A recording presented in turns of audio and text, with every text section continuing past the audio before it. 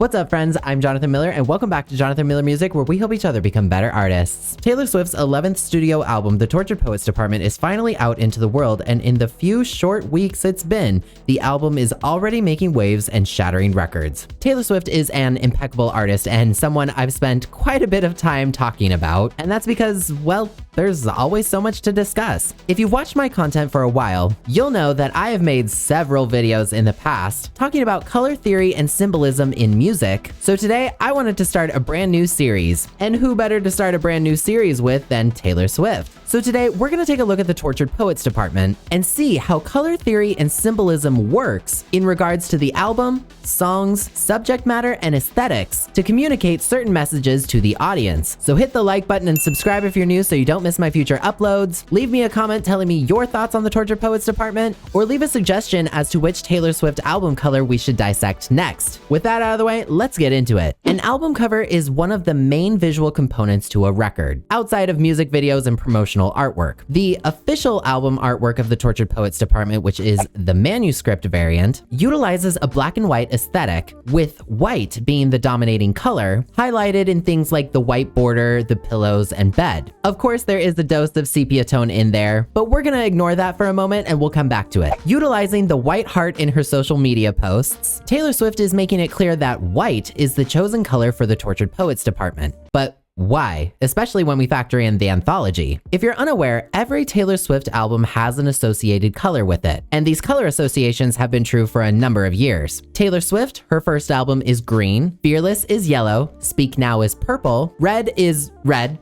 obviously. 1989 is light blue, Reputation is black, Lover is pink, Folklore is gray, Evermore is brown, Midnights is dark blue, and like I said, the Tortured Poets Department is white. But this goes beyond the colors of a heart emoji. We'll discuss why the other albums are the colors that they are in future videos, but the most important thing today is the relationship with the Tortured Poets Department and the color white. All colors can symbolize a wide variety of things and evoke certain images in our head, affecting how we perceive the world around us. The color white in particular can symbolize purity, perfection, honesty, vulnerability, cleanliness, coldness, emptiness, and new beginnings. It's the lightest color, having no hue, and throughout history has been associated with high powers. It's the oldest documented color in written history, dating back to Paleolithic art 17 to 18,000 years ago. Ancient Egyptians associated the color white with Isis, the goddess of love, healing, magic, and the moon. White togas were worn by Romans in ceremonial occasions. In music and literature, you'll often find the color white being associated with things like snow, the truth,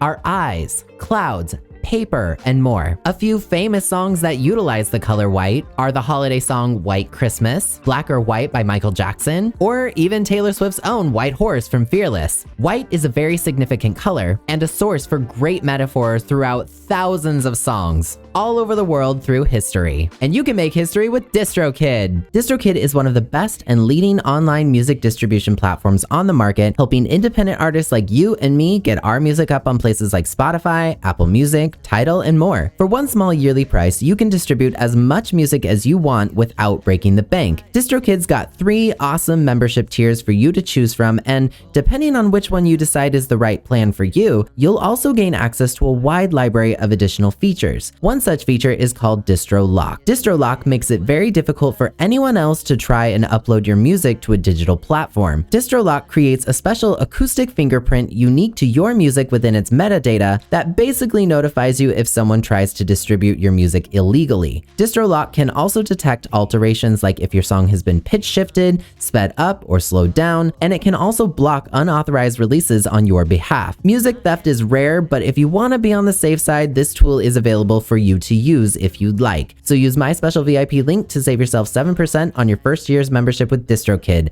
Link is in the description. In the Tortured Poets Department, from its aesthetics to its music videos so far to the songs themselves, a few colors in particular are easily detected. These include, but are not limited to, black, white, sepia, gray, beige, greige, which is a combination of beige and gray as the name implies, and a few other miscellaneous ones as well. Sepia and beige in particular oftentimes look alike, but there is a slight difference. Beige is a yellowish brown color, and sepia is a reddish brown color. Sepia is a warm, earthy tone, and when most people think of sepia, they tend to think of old photographs, especially from the days of the Wild West. And that's actually because in the 1800s, photographs were often sepia toned via a chemical process in dark rooms where photos were developed. It was believed that sepia toning photographs contained more emotion and warmth in comparison to their stark black and white counterparts. This vintage filter and toning is still popular today as a way of evoking that nostalgic style, and Taylor uses that sepia filter in the photo shoot for the Tortured Poets department. We can see this most obviously in the Bolter variant of the album. The looks of the photos are very modern, but the stylings of the photographs take inspiration from that 1800s vintage sepia tone to communicate the emotion of the lyrics of the album. It promotes antique imagery to the listener to pull you in deeper into that historical aesthetic. Another main color featured on the Tortured Poets department is the color black. Black most obviously referencing the Black Dog, a deep cut and fan favorite from the anthology section of the album. The anthology and the Black Dog variant share fairly similar cover art, except the anthology version of the Tortured Poets department distinguishes itself by having that vintage style frame resembling an older framed photograph that you might see, or as a photo you might see in a locket. We'll talk more in greater detail about the color black when we cover Reputation, but black by itself can often symbolize things like darkness, mourning,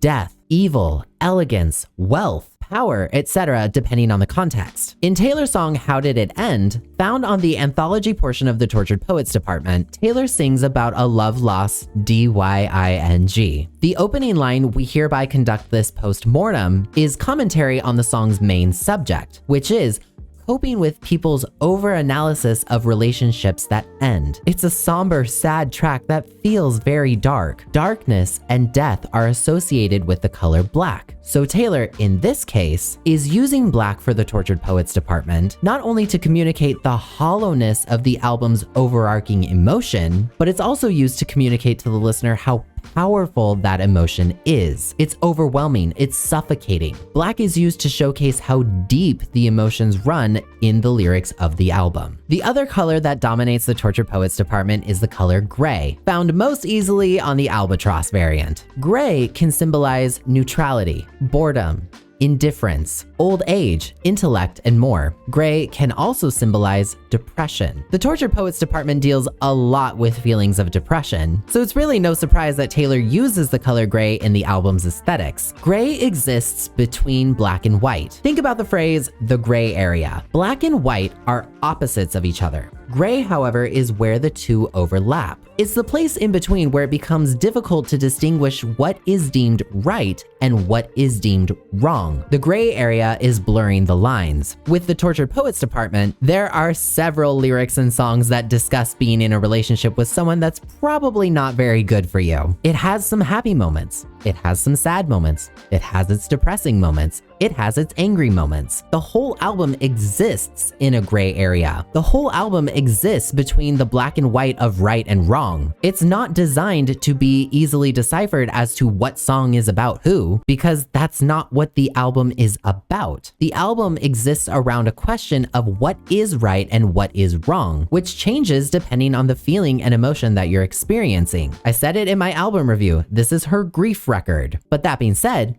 the album's associated color is not gray, it's not black, and it's not sepia, it's white. Now, if you can make the case that the Tortured Poets department should be one of those colors, why does Taylor herself and Taylor Nation insist on making the official associated color of the Tortured Poets department white? Well, in the music video for Fortnight, the setting takes place inside an asylum known as the Tortured Poets department, which is an allegory of her emotional state in the music industry, dealing with her personal experiences with life and love loss. Psychiatric wards and asylums are not required to be white, and modern ones definitely use a variety of pastel colors. And of course, you can argue that they're only white because that's the cheapest paint color out there. However, psychologically and perfectly metaphorically, the color white tends to produce a very calming effect on the human mind, which acts as a stark contrast to the mental illnesses that people are struggling with when they're in those places and all of the colorful emotions that those mental illnesses produce in our brains. This, of course, is not to add any negative stereotypes to asylums or psychiatric wards or the people that are in them, as these places are more often than not very beneficial for people. But the reason the Tortured Poets Department's main color is white is because this album is a confessional. It's a necessary trauma dump in order to achieve a healthier, clean state of mind. Remember, this album isn't a collection of songs about how Taylor feels. It's a collection of songs about how Taylor felt. And she uses a vintage color scheme to pull the listener into the hyperbolic dramaticism of the emotions that plagued Taylor at various stages in her life. It's a coming clean of sorts, and the color white symbolizes an elegant, clean slate, like a book that's been wrapped up and concluded, which is why it's so appropriate that the last lyric of the album is "Now and then I reread the manuscript, but the story isn't mine anymore." A manuscript is a document by an author that hasn't been published. By Taylor saying that the story isn't hers anymore, that means that she's saying the album is a metaphorical turning in of what she has written down over that period of time in her life. A liberation from the deep emotions she felt and opening of something new, all of which the color white symbolizes. The color white serves as a contrast to the story of the Tortured Poets Department and as a highlight of the healing it gave her once it was fully published. It's very clever, and another reason why Taylor Swift is a masterclass at color theory association.